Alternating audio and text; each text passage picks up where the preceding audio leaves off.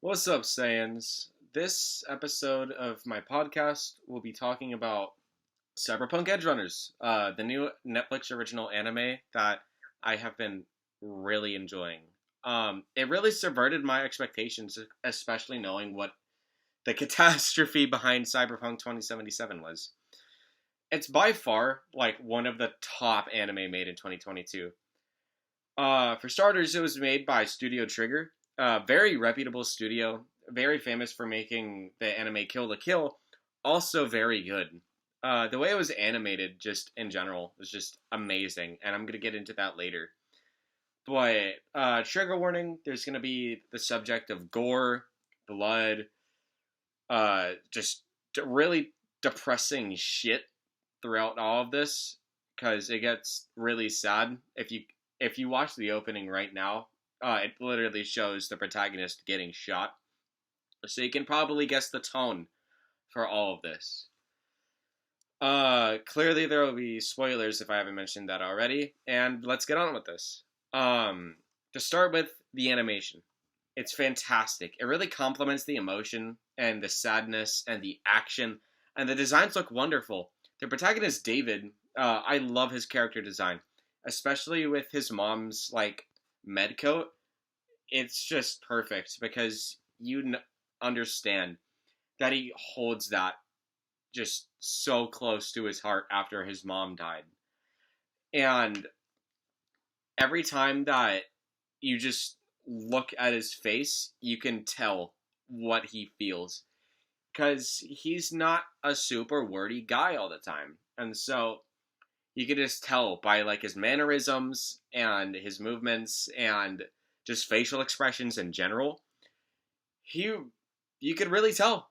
And I think the way they did that was really nice because he's not giving a speech every 30 minutes, which I hate it when anime does that. But you could really feel the expressions in all of their characters, and they really touched my heart in almost every way. When you see a character be genuinely happy, you feel it. When you see someone cry, you feel it. It does not shy away from showing the mental strain the characters go through in the slightest. And the fight scenes are totally badass. Because it's animated by Studio Trigger, that is to be expected.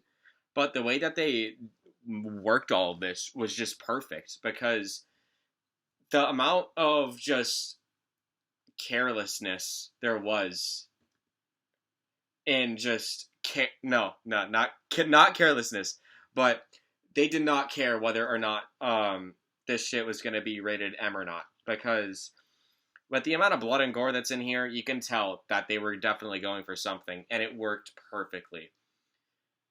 In the first episode, it starts off with a cyber psycho killing several people on a police force.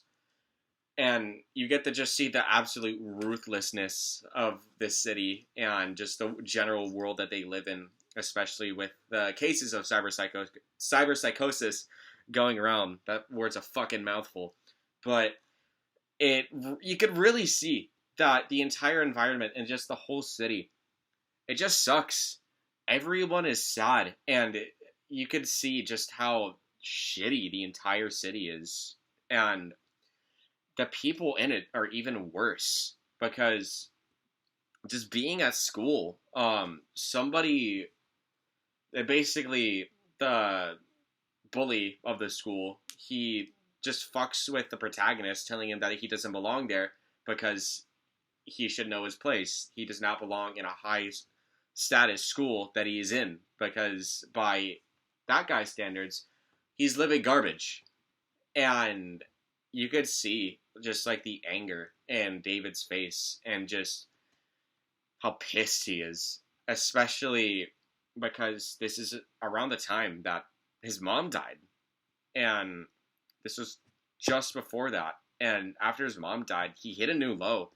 And this dickhead was still on his ass about it. And it really sucks. He finds out that to get him into this private and really fancy school, his mom was selling parts that were highly illegal from crime scenes. And he so happens to get his hands on a Sandevistan, which I'll explain what that is later. But he, after a while debating, he finally realizes that I need to get this chromed onto me, which chrome is like the amount of cybernetics you have implanted into your body, because remember, this is cyberpunk. And he gets it implanted into him, and he tests it out, and it basically speeds up time for him so much. He gets like perfect reaction. So it's almost like stopping time for him. Although it just really just slows everything down. And the way they envision that with like, you can see every couple of frames and it like layers with different colors of the rainbow. It just works out so well. And he is a really compelling protagonist also. He has a very good character. I'd say he's a relatively basic guy, but that does not take away from the story at all, because I don't think it is about the protagonist just as a human being. It's the journey that they went on, and that just the sadness and the betrayal and just all those moments where he also just felt pure nirvana. It's a really just good show. I have a friend who doesn't even like anime, and he really liked Cyberpunk Edgerunners. It was an amazing watch, and I highly recommend it. To talk about the deaths, the first main character death being his friend Pilar. After plot stuff happens, watch the show. I don't feel like explaining every little bit. This is just a rant. But his friend Pilar, he's just this loud motherfucker, and they're going back to basically their base of operation, and there's this just funky ass looking dude, and he's pissing in a fucking gasoline container, and Pilar's like, "Hey, fucking stop it," and he's screaming at him, and he goes up to him, and he's like, "Oh shit, you have a metal dick? What? That must have fucking hurt."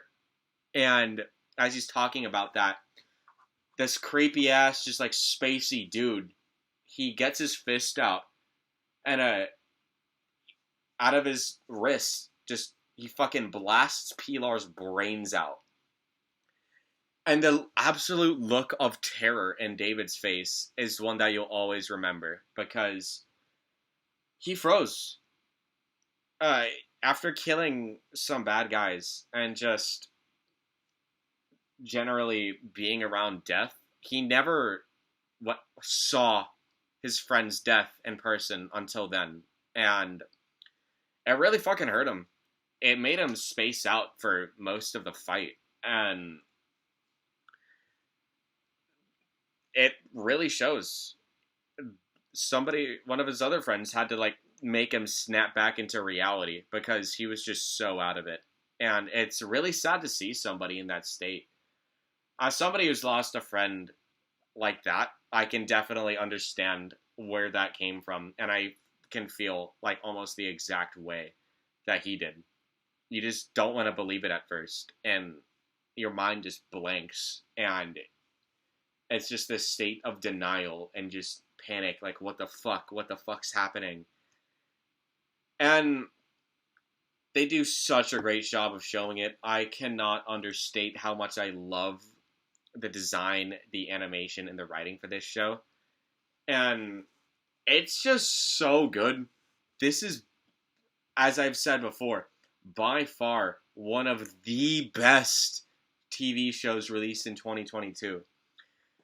I almost cried on several occasions watching this show.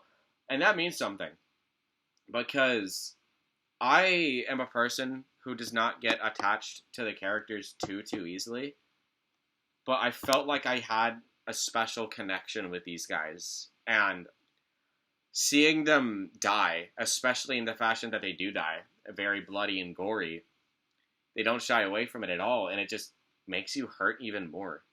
Just watching Pilar get his head fucking blown off, and all that's left is just his body standing there. It's sad.